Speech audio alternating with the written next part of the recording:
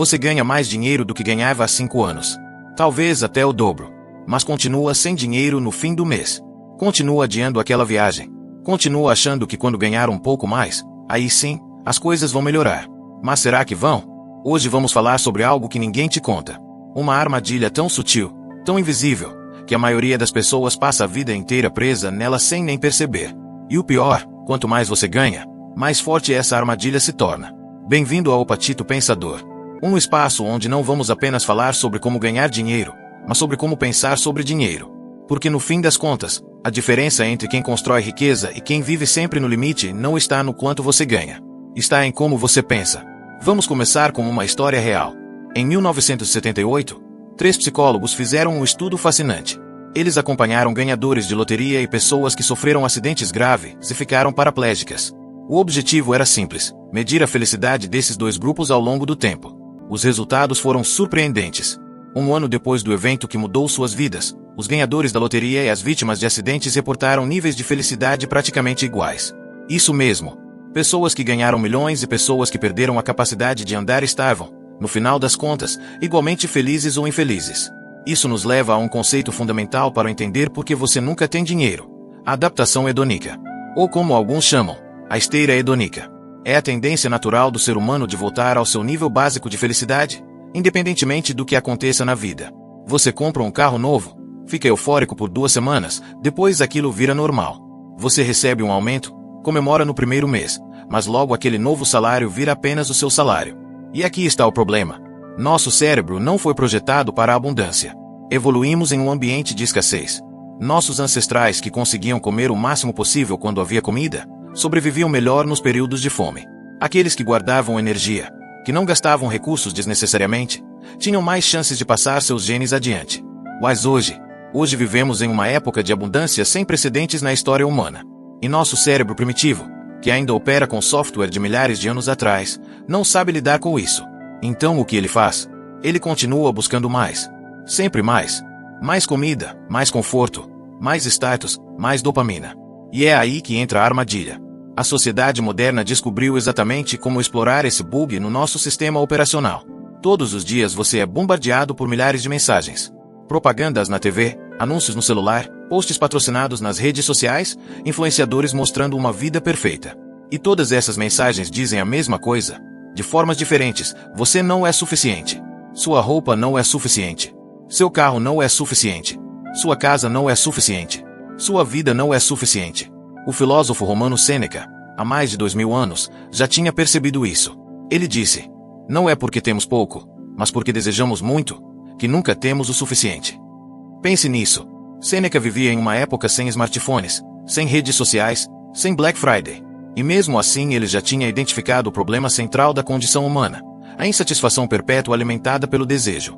Agora imagine Sêneca nos dias de hoje. Imagine o que ele diria sobre uma sociedade onde empresas gastam trilhões para estudar seu comportamento, para entender exatamente quais gatilhos emocionais apertar, quais cores usar, quais palavras te fazem clicar em comprar. Uma sociedade onde algoritmos te mostram exatamente o que você quer, antes mesmo de você saber que quer. Você acha que está tomando decisões conscientes sobre o que comprar, mas está. Ou está apenas reagindo a estímulos cuidadosamente projetados por milhares de engenheiros, designers e psicólogos que dedicam suas vidas inteiras a uma única missão: fazer você gastar. Vamos fazer um exercício mental. Pense na última coisa que você comprou que não era essencial. Pode ser uma roupa, um gadget, uma comida cara, um serviço de streaming a mais. Agora me responda: você decidiu comprar isso? Ou foi decidido por você? Você acordou um dia e pensou: preciso disso na minha vida. Ou você viu um anúncio, viu um amigo com aquilo, viu um influenciador recomendando, e de repente aquilo virou uma necessidade? A verdade inconveniente é esta: a maioria das nossas decisões de consumo não são nossas. São implantadas. E não estou falando de teoria da conspiração. Estou falando de bilhões de dólares investidos em neuromarketing, em psicologia do consumidor, em design persuasivo. Existe uma indústria inteira dedicada a fazer você sentir que precisa de coisas que você não precisa. E aqui está o pior: quanto mais você ganha, mais você gasta. Existe até um nome para isso: lifestyle inflation, ou inflação do estilo de vida. Você consegue aquele aumento que tanto queria. Finalmente. Agora sim você vai conseguir guardar dinheiro. Mas aí você pensa: bem, agora que eu ganho mais, mereço um apartamento melhor, né? Faz sentido. E já que o apartamento é melhor, preciso de móveis melhores. Lógico. E já que estou ganhando bem, posso trocar de carro. Justo. E talvez eu mereça aquela viagem que sempre quis fazer. Com certeza merece. E 6 meses depois, você está ganhando 50% a mais, mas continua sem dinheiro no fim do mês. Na verdade, agora você tem ainda menos margem de segurança, porque seus custos fixos aumentaram. Você está preso em uma gaiola dourada, mais bonita que a anterior, mas ainda é uma gaiola. O escritor americano Henry David Thoreau passou 2 anos morando sozinho em uma cabana na floresta. Ele queria entender o que era realmente essencial para viver. E ele chegou a uma conclusão surpreendente. A riqueza de um homem é proporcional ao número de coisas das quais ele pode abrir mão. Deixa eu repetir isso. A riqueza de um homem é proporcional ao número de coisas das quais ele pode abrir mão. Pensa nisso de verdade. Quem é mais livre? A pessoa que precisa de um carro de luxo, roupas de marca, restaurantes caros e viagens exóticas para se sentir bem? Ou a pessoa que consegue ser feliz com muito menos? Quem tem mais opções? Quem pode largar o emprego que odeia e tentar algo novo? Quem pode tirar um ano sabático para estudar? Quem pode se dar ao luxo de trabalhar menos e viver mais? Agora vamos para a parte prática. Como sair dessa armadilha? Primeiro, você precisa entender um conceito fundamental: custo de oportunidade. Cada real que você gasta em uma coisa é um real que você não pode gastar em outra. Ou mais importante, é um real que você não pode investir. Deixa eu te dar um exemplo concreto. Aquele tênis de marca de R$ 400. Você trabalha, ganha R$ 20 por hora. Aquele tênis custa 20 horas da sua vida. 20 horas que você nunca vai ter de volta. Mas espera, fica melhor. Se ao invés de comprar aquele tênis você investisse esses R$ 400 a uma taxa de 10% ao ano, em 10 anos você teria mais de R$ 1.000. Em 20 anos, mais de 2.700. Aquele tênis, que você provavelmente vai usar por 2 anos, na verdade te custou R$ 2.700 de futuro. E não estou dizendo para você nunca comprar nada. Estou dizendo para você comprar conscientemente. Existe uma diferença enorme entre consumo consciente e consumismo. O consumo consciente é quando você decide gastar dinheiro em algo que genuinamente agrega valor à sua vida. O consumismo é quando você gasta para preencher um vazio, para impressionar pessoas, para se sentir melhor por algumas horas.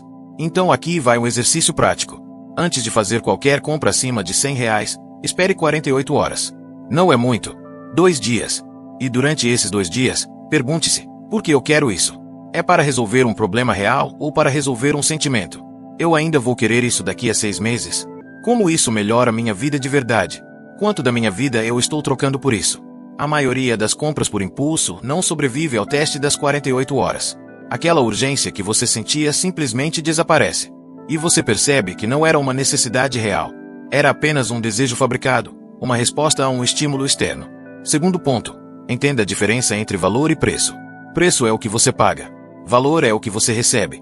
Um livro de R$ 30 que muda sua forma de pensar sobre dinheiro tem valor infinitamente maior que um jantar de R$ 300 que você mal vai lembrar na semana que vem. Mas nossa sociedade nos treinou para valorizar experiências descartáveis e subestimar investimentos em conhecimento. Pensa em quanto você gasta por mês com streaming, delivery, cafés, pequenos luxos. Agora pensa em quanto você gasta com livros, cursos, mentoria, coisas que realmente agregam valor de longo prazo à sua vida. Para a maioria das pessoas, a primeira categoria é 10, 20, 30 vezes maior que a segunda. E depois a gente se pergunta por que não evolui. Terceiro, comece a medir sua riqueza não em reais, mas em tempo.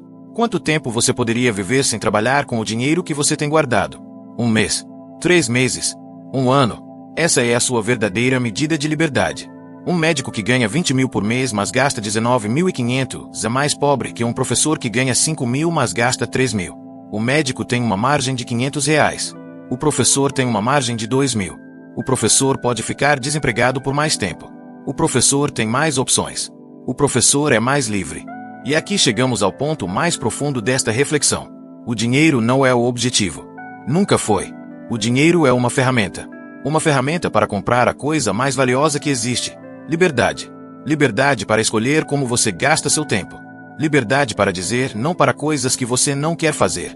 Liberdade para perseguir o que realmente importa para você. Mas a grande ironia é que a maioria das pessoas usa dinheiro para comprar exatamente o oposto. Usam dinheiro para comprar obrigações. Um carro financiado que te prende em um emprego por 5 anos. Um apartamento enorme que te força a trabalhar 60 horas por semana para pagar. Uma vida inflada que te deixa sem margem para erros, sem espaço para respirar, sem liberdade para mudar. O economista Vicky Robin tem uma frase que mudou minha vida. Dinheiro é algo pelo qual trocamos nossa energia vital. Pensa nisso. Sua energia vital. Suas horas. Seus dias. Seus anos.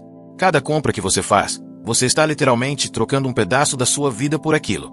Então a pergunta não é: eu tenho dinheiro para comprar isso. A pergunta é: isso vale um pedaço da minha vida? Vamos voltar àquele estudo dos ganhadores de loteria. Por que pessoas que ganham milhões voltam ao mesmo nível de felicidade? Porque felicidade não vem de ter mais. Felicidade vem de querer menos. Vem de estar satisfeito com o que você tem. Vem de não precisar de validação externa.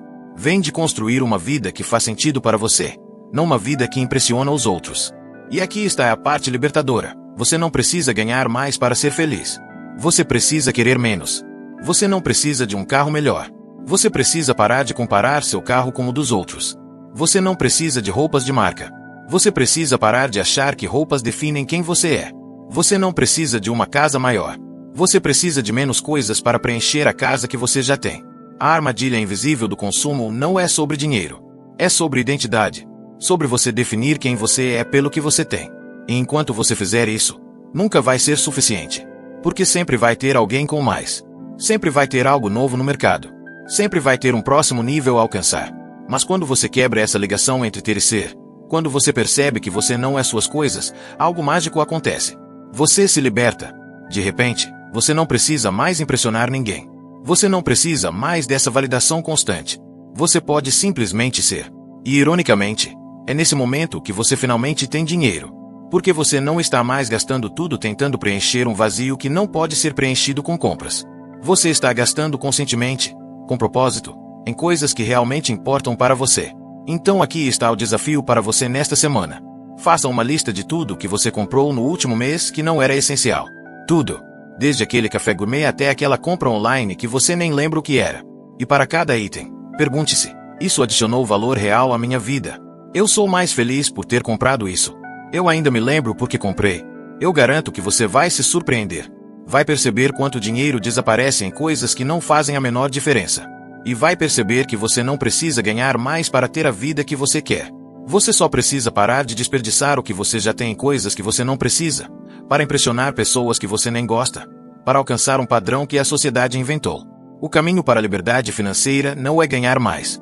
É precisar de menos. E isso, meu amigo, não depende do mercado, não depende do governo, não depende da economia. Depende só de você, da sua capacidade de olhar para dentro, entender o que realmente importa, e ter a coragem de viver de acordo com isso, mesmo que o mundo inteiro esteja gritando para você fazer o contrário. Essa é a reflexão de hoje. Pense sobre isso. E na próxima vez que você estiver prestes a comprar algo, faça uma pausa. Respire. E pergunte: eu realmente preciso disso? Ou estou apenas tentando preencher um vazio que compras nunca vão preencher? Até o próximo vídeo. O Patito Pensador.